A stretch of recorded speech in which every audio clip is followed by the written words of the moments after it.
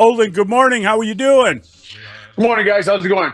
We're living the dream, and boy, I mean, I don't know. It's 9 games now, and they're adding Mhm. up, and I don't know that there's a way out of this. It just feels like they've gotten to a point where they're not getting any better. The opponents aren't getting any worse, and it just you're just looking at the end of the year now with two more left. Yeah, you're watching the game and hoping to see a team come out and put a good showing out there at Soldier Field and compete against the Detroit Lions. And then in the first 6 plays, you get 3 wide receiver runs and 2 fumbles, right? And then you start getting penalties, and whether it be false starts or 2 holdings on your first 2 plays, you're trying to run inside in an offense that really struggled in the first half, and have told you all year for almost 9, 10, 11, 12 weeks now. They've described their problems to us, but just never have seemed to get it fixed. And then, the injuries on defense have really taken its toll. And there's a new play caller matching up against one of the best play callers in the NFL through the last 5 or 6 weeks. Not doing really well, and the Bears have just guys the last 3, 4 weeks here have just got blown out. They've never really competed against Yeah. these teams, and you're trying to hang on to anything there, right? Like, the young quarterback made a good throw to Roma Dunze there. So there's our future. So, like you're talking about, watching these games, trying to analyze what you're looking at, what they're struggling at, what has to be fixed. Brand new coach who was the pass game coordinator. A lot of things going on up there. And like we talked about in the pre and post game show last night, if you put a flow chart up in your office and put all the things the Bears have done this year and just kept looking at it every morning, you'd say, yeah, we're really going to struggle in today's game. What bothered you most about yesterday, Olin? I think the fact that they didn't come out, David, I just rewatching the first half this morning because I just can't bring myself to watch the whole game anymore. When you come out against this team and they have all these injuries and you're at Soldier Field here in mid to late December, you want to see the Chicago Bears show up and try to run a physical game plan, be a physical football team, run downhill at people at a defensive line that has a D tackle out, Aleem McNeil, who you could argue is the best player on defense, is now out for the year. Few linebackers out. They're down to their fourth or fifth string linebacker. They're down some cornerbacks. You'd like to see the team come out and physically attack the Lions and make them earn their win, right? Make them earn their playoffs, make them earn their #1 seed. And you just didn't see that, right? And I know on defense, they're down Andrew Billings and Javon Dexter, and that has really affected them, guys. I mean, these D tackles they have in there, and this defense, as you guys know, the Tampa 2 defense, that D tackle is a critical position. They're really struggling without those guys inside, but just not a physical brand of football. They didn't take it to the Lions. The Lions actually came here and took it to the Chicago Bears, and really just set the tone early and often in this game. I was always told that penalties are on coaching, that you've got to have a standard and you can't allow it. They wind up with 10 penalties for 70 yards. And, it's the turnovers are obviously the biggest killer, but they had plenty of problems with penalties. And I just wonder, is that overstating it by thinking it's on the coaches? And I'll give you a great example. Is your best football player, as we talked about yesterday, is probably Jalen Johnson. And you go into the second half and you hear the coach, well, we've got to stop this, we got to do that. And then immediately he picks up a dumb penalty. It's a 15-yard penalty. Is that not listening to what you're being taught? Is that indulging yourself and being able to act selfishly? How do you define what a bad, unsportsmanlike penalty means?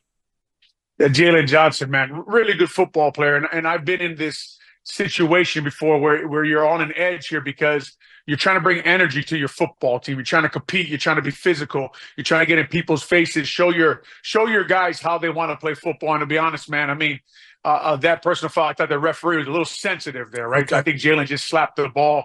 I don't know. I mean, the flag came out fast. I guess he needs to catch the ball nice and easy there, Mr. Referee. Sorry about that. But, the thing about that is that, to your point, Mully, it just happens to bad football teams, right? You don't get that call there in that moment. And that's what's going on with the Chicago Bears right now, is that they are not doing anything right? It's just penalties and the Austin Booker jumping off sides at the end of the 2 minute. I mean, everybody knows what the Lions are doing there. They're just trying to draw you off with 10 seconds left in the half, right? And then he jumps off sides, and they do look undisciplined. And we talked about yesterday, right? I mean, Thomas Brown, if you'd put up all the coaching changes on a grease board and go through it and ask yourself, how do you think this team's going to play?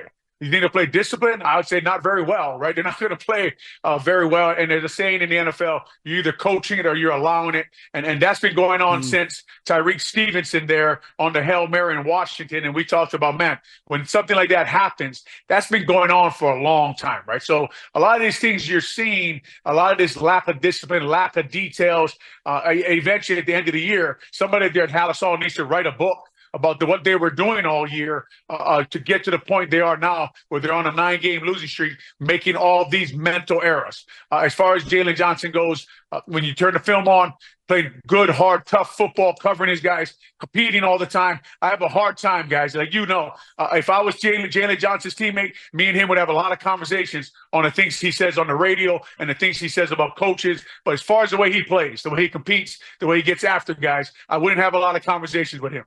This segment with Olin Kreutz sponsored by Plumbers 911. Plumbing emergency, call the plumbing professionals, available 24/7 at 1-833-PLUM-911. So, Olin, what would your conversations be like with Tremaine Edmonds? Because I look at a guy who has been guaranteed $50 million, and I think that we tend to associate salaries and guarantees with expectation levels. And to me, layman's eye, from the press box, from the living room, he's not meeting those expectations. He's too easy to block. He's not impactful enough on that defense, and I just don't think he's had a good year. Why do you think he's not had a good year?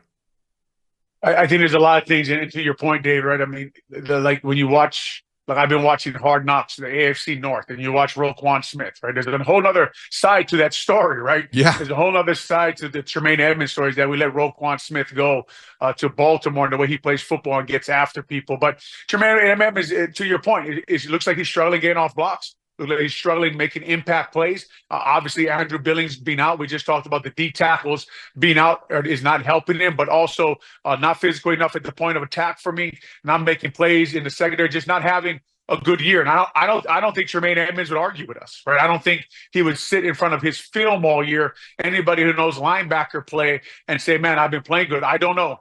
I don't know if he's fought through an injury all year like Montez Sweat has. I don't know what he has going on, but like you're saying, he's not getting off blocks. He's not getting downhill. He's not making impact plays. A lot of times with a linebacker, guys, he will get really good linebackers in the NFL. They'll get blocked, right, during like a 10-play drive, 2, 3, 4 times. But all of a sudden, they read their key. They go, they hit it, and they put their offense behind the sticks. And they make a tackle for loss, or they cause a fumble, or they get an interception, or they do something to slow the offense down, put them behind the sticks, get them in 3rd and long, and make them punt. That's what we haven't seen from a guy like Tremaine Edmonds. That's what you need from a guy that you paid a lot of money to. You need a guy like that to make a play, especially when your D tackles are mostly backups in front of you. You got to go. You got to take some chances. You got to recognize formations, recognize fronts, recognize your keys. Go get it every once in a while. And to be honest with you, I just haven't seen him go get it enough, right? I haven't seen him get downhill, get behind the line of scrimmage, drop the running back, put them in 3rd and 8, put them in 2nd and long, do things that change the course of the game and give your team the advantage. When you give a linebacker that kind of money, that's what you're hoping to see out of him this year, this 9-game losing streak. We have not seen that out of Tremaine Edmonds. This segment with Olin Kreutz is sponsored by Busey Bank, building business, growing wealth since 1868. We talked a little bit this morning about what they were thinking with Kieran Amagaji. Still don't have an answer to what they were thinking. When you watch the way things unfolded for the offensive line, it was really curious that they had Tevin Jenkins up and not another player behind him, really. They ran out of linemen. Now, it didn't matter because they didn't actually need a backup after they used 2 backups in the game. But that was a dangerous situation to find themselves in, and it didn't make any sense. Yeah, and like in the pregame, when I heard Karan was down, I was speechless. You remember that? I didn't even know what to say because you have him as a starter, and now he's down where he doesn't even get a jersey. And there's a couple of things to me there. If I'm the general manager, if I'm the O-line coach, knowing Tevin Jenkins' history of playing through injuries, working through things, I just tell him, if I got to work him out before the game to test a calf injury, and you see him limping this morning on film, I think he was out from the early second quarter after a screen. I tell him he's down, right? I can't take the chance to put him on the field. I just say, Tevin, man, and get that leg healthy. Next week you'll be up because I don't think you'll finish this game. And I give the jersey to Karan Amagaji, so he's up. He doesn't feel like I benched him after a game. I shouldn't have put him in. Really perplexed by that whole situation there. Doug Kramer's down, so you got to go to Glacier. I think the kid's name out of Virginia. Yeah. Actually, I looked him up. He was born in Honolulu, Hawaii. I should have known that, I guess, but I didn't. But it's just when you're watching these decisions, right, Mully? You're watching decisions, right, David? You're just. I don't know what's going on. I don't know why Karan didn't get a jersey. I think that Thomas Brown was asked after the game, and the answer wasn't very clear. So just kind of frustrated by the whole offensive line thing, as usual, as you guys know. Olin, a lot of attention and a conversation surrounded Ben Johnson, the Lions offensive coordinator, for good reason, because that is a dynamic offense. They score a ton of points. I also think that's interesting that when we talk about him, we tend to talk about his trick plays and the gimmicks and the tackle who was going to throw a pass, and yesterday the stumble bum, and because the choreography was brilliant. I just wonder, from your perspective, from a football guy's perspective, what do you think about Ben Johnson, the offensive coordinator, and the way that he would project as a head coach? Because it's got to be more than gimmickry that gets him hired, and I think it would be, but I wonder what you think. Well, you're looking at an offense that does a really nice job using its weapons against all the defenses in the NFL. And Goff and Johnson seem to have a really good connection. The play calling, the plays that are called, and they're really, really executing on a high level. And if you're talking about head coach, you're looking for an offense that executes the details, that seems to understand the scheme, and everyone's doing the right thing and doing all the little things right, which you hear what the Bears aren't doing every week. And his offense is doing that. And that's really all I can go off of is film and watching his design and saying to myself, man, at this moment, maybe this is the play they should run. And usually they're running it, right? You're running some kind of concept of like you're saying, they did stumble and stuff, but even more than that, it was a throwback. It was a throwback to a tight end, which the Bears have struggled with in the last few weeks. So all the concepts that you want to see against the Chicago Bears defense come up, they come out. He does a really nice job. Obviously, projecting a guy to head coach, to a guy who can understand, okay, who's my strength coach, right? Who's my nutritionist? How do I develop football players? How do I deal with the team president?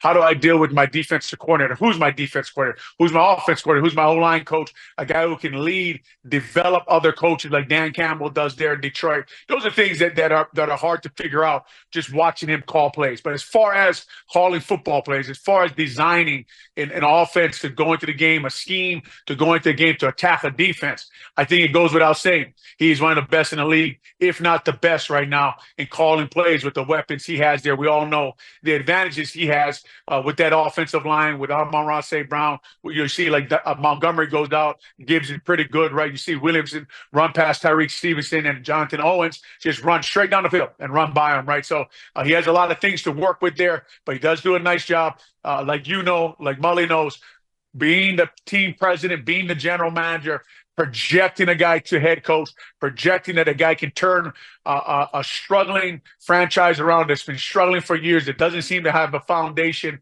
Man, those are questions that only if you're in a room with him, asking him questions, asking him what his overall plan is, asking him how he's going to turn this place around. That's the only time you can find that out. But as far as just calling plays, being an offense coordinator, he definitely is elite. I wonder, Olin, when you see Caleb Williams complete a pass like he did to Keenan Allen, see something, yell it out. They both have an understanding, and he hits like a perfect strike, and Allen, gets a 45-yard touchdown. Do you not wonder why that didn't happen more often this year? It was just so perfect and so easy. I don't know. I just wonder where we're at with Caleb Williams. Yeah, the inconsistency baffles you, right? The first play of the game. They motion Keenan in. They've been doing it a lot. Get up to a stack. They know it's man coverage. Keenan runs his patented out route, which I don't know if I've seen anybody stop yet. Keenan Allen is fun to watch run routes, guys, to be honest with you. And Caleb misses an easy pass, first play of the game, right? He misses an easy out pass. And we were talking about his accuracy in the NFL has been baffling because, in college he was so good at it. But then again, he throws that ball to Keenan Allen, or, there's the third down and the fourth down to Rome Odunze, man. I mean, those passes are unbelievable, right? Over the middle, he throws it, he leads Rome Odunze. Rome Odunze catches it. Really nice plays on that their first touchdown drive. Really, I mean, unbelievable plays made by Caleb. But if you watch his college film, you're not shocked by that. You're not shocked when he makes those plays. He has an elite arm. You know that he can move around the pocket. And when he lets it rip, man, he rips it. The whole shot to Keenan Allen. Beautiful, right? Keenan Allen, beautiful route. Beats the guy right off the line of scrimmage. And he's got to put it between the safety and the cornerback. And, man, Caleb sure enough does. You're when you see those now, you've seen him rip it enough where you're like, yeah, I mean, he can do that. You're almost more baffled by how inconsistent it all is, right? Why can't you hit that early pass to Keenan Allen on an easy out route? Those are the things you ask yourself. Why can't we get a good mesh between you and Rome Odunze on a jet sweep, right? And I rewatched the film today, and Thomas Brown seemed baffled by something right before that play happened. I'd like to ask him what happened there. Well, were all the receivers in the right spot? Was the formation the way it was supposed to be? But again, details were not there on a play, and you get a fumble, and the Lions get it. So these passes you watch and you're talking about, the inconsistency. He's a rookie, right? He is past his, the college season is over right now. Right. Most of the time, you usually get a break. So just interesting to watch. Mully, seeing the same things on film that you're seeing, wondering the same things that you're wondering. But I go back to the whole thing of put up the flow chart of what happened to that kid this year. Put up the flow chart of how many OCs, have been in that room. And maybe you're not so shocked anymore. And Olin, you look at the Bears, and they're likely to have a top 10 pick. They will have up to $80 million in salary cap space, and they do have a quarterback that is on his rookie contract that I think a lot of football guys think you can win with and because of. When you look at the Bears, as bad as things are now, after 9 straight losses, do you think that, depending on who they hire, they will be in a position next year to be competitive, to be respectable, or are they staring at another really long year as part of a really long rebuild? Sorry, I just had deja vu with the fact that they could just, they have all this money and they just got the quarterback and they're going to fix everything and next year is going to be different, right? We've been hearing that a long time around here, right? Well, here's the problem I have right now with the Chicago Bears. Went into this year, I thought I predicted them around 500, maybe fighting for that last playoff spot, right? I think a lot of people were in the same spot. Why did we all say that? Elite defense with an elite defense coordinator who was their head coach. I don't know where the Bears are right now, to be honest with you, man. I don't know who's going to be their coach. I don't know who their defense coordinator is going to be. I don't know who the O-line coach is going to be. I'm sure they'll put some assets in the O-line next year, but you better put some assets in the middle of your D-line. Like you're talking about the linebacker, right? The secondary doesn't look so great right now. Nothing looks great to me right now except for the quarterback in 2 or 3 drives a game hitting Keenan Allen and Rome Odunze. And surprise, surprise, they look great where they spent all the money and the draft picks, right? That's where they look like they have some opportunity to compete. So I'll be honest with you, David, right now, man, I don't know what to think about the Chicago Bears and the direction they're going in, because I got to you have to rearrange your thoughts after you thought that the biggest strength was their defense, that they could get them to the playoffs with turnovers and stopping people in the red zone and keeping them in games late and a young quarterback making plays. I don't know that anymore. So I don't really know. I know they have a young quarterback. I know they have all that money in the wide receiver room, and that shows up every once in a while. But other than that, right now, what do you fix with the $80 million? Right? What do you fix with $80 million? What do you draft with your draft picks? I don't really know how the Chicago Bears fix this right away and turn this thing around, which we've seen teams do before. So I'm sure it is possible. But to predict that without knowing who the coach is, who the defense coordinator is, who the offensive coordinator is, gosh, I don't know what they're going to do up there at Dallas. So I'm on the wait and see mode. Great stuff, Olin. Have a great holiday to you and the family. Really enjoy yourself, and we'll talk to you Thursday. Thanks, Olin.